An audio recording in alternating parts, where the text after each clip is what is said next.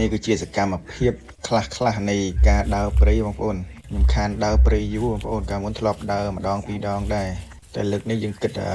ខានដើរយូរអញ្ចឹងយើងចង់ដើរលេងម្ដងទៀតអញ្ចឹងណាដើរដេញសត្វព្រៃលេងហើយឥឡូវគឺយើងបានឃើញសត្វដង្ហែនមួយចូលក្នុងរន្ធណាបងប្អូនហើយស្កែវាដឹងក្លិនវានាំគ្នាកាយដីដើម្បី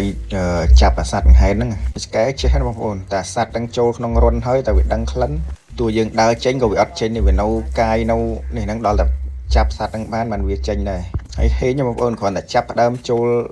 ដើរព្រៃភ្លាមមានសត្វដង្ហែនហ្នឹងរត់ចេញមកមួយគាត់តែចេញដេញបានមិនទុះរត់ចូលក្នុងរន្ធហ្មងហើយខ្ញុំនឹកឃើញថាបានដំបងយ៉ាងដូចជាហេងអញ្ចឹងហើយអាចនឹងទៅលើភ្នំនេះទៀតអាចនឹងបានច្រើនណាស់ព្រោះគ្រាន់តែដើរចូលព្រៃមកមានសត្វចេញមកឲ្យឃើញអញ្ចឹងតែដល់ទៅពេលទៅដល់លើភ្នំមានណាបងប្អូន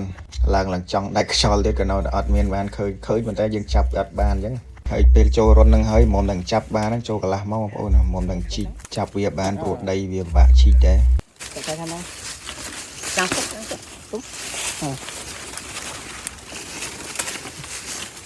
កែខាងទៅទៅមកចាំមកចាំតែមកទេចាប់ចុះđây chứ cho này cho nó thì nó con lên chứ lúc đang mà lúc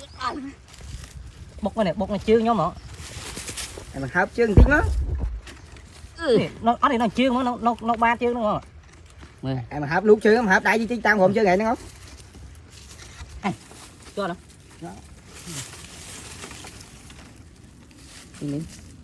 chào chơi này hẹn cho nó thun mấy ហើយឥឡូវយើងបានអាសត្វដង្ហែនមិញមួយឥឡូវយើងចាប់ដើមដើរបន្តទៅលើភ្នំបន្ថែមទៀត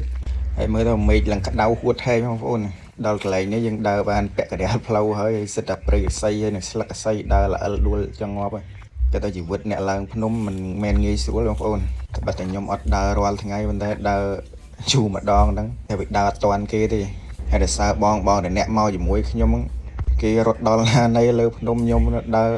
ញ័រជើងនៅក្រោមអ្នកឯងឥឡូវឃើញសត្វដង្ហែនមួយទៀតចូលក្នុងរូងថ្ម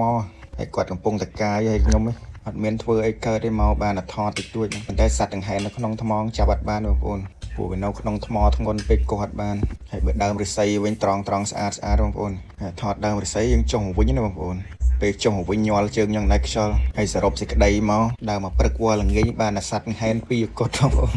ឥឡូវកំពុងតកោងមិសវា